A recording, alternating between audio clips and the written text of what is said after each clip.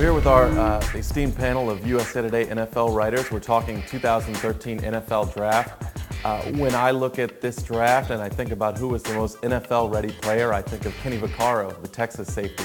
He's got good range, he's a big hitter, and I think he can step in for a team like the Saints or the Panthers and possibly have a big impact, especially in run stopping. You know, I like Vaccaro, but to me, a guy like DJ Fluker, been on a national championship team, has great size, long arms, the athleticism and feet to protect the corner.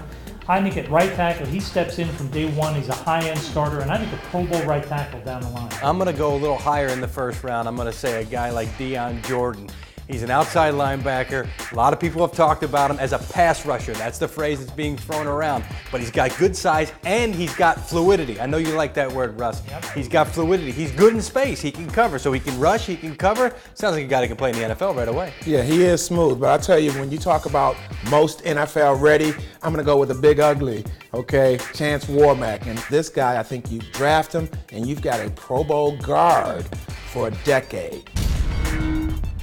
For me, the most underrated player in the draft is Michigan State running back Le'Veon Bell. He's a big back with good feet, and he has hands as well.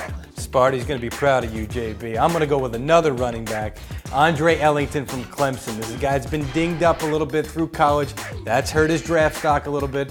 I hate to make the comparison, but maybe a little bit like LaShawn McCoy. I think he's got some of that ability there. I like this guy a lot. I think, again, he could step in. I don't know if he's ever going to be a feature back, but I think he could be a guy that can rotate in and be a part of a good offense. Justin Pugh, the left tackle up at Syracuse, great feet, plays with base, really a natural pass protector. He's sort of sliding on draft boards because he's got 31.5-inch arms, which is sort of the death knell to a left tackle in the NFL. But this kid's going to play left tackle and be productive in the NFL. I really think he's a much better player than where he'll be drafted. I got to look at Ziggy Ansah. I'm not saying he's going to be a bust, but a lot of people have made the comparison between him and Jason Pierre-Paul. But you got to remember something about Jason Pierre-Paul.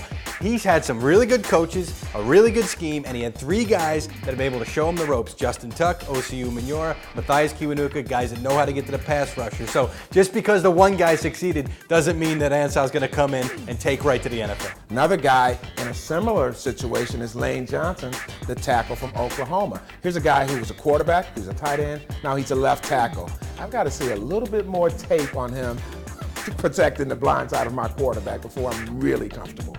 You know, obviously protecting the quarterback is key, and that's why I look at Geno Smith, and that's the guy that I think is going to fail.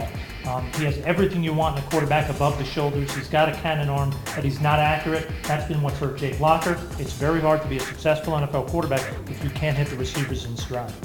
JB, when I look at guys who I think may be busting this draft, I look at a guy from your neck of the woods, Central Michigan tackle Eric Fisher. You know, he played at Central Michigan in the Mid-American Conference. It doesn't come out with the pedigree of some of these offensive linemen that played at Alabama and Oklahoma, like a Johnson.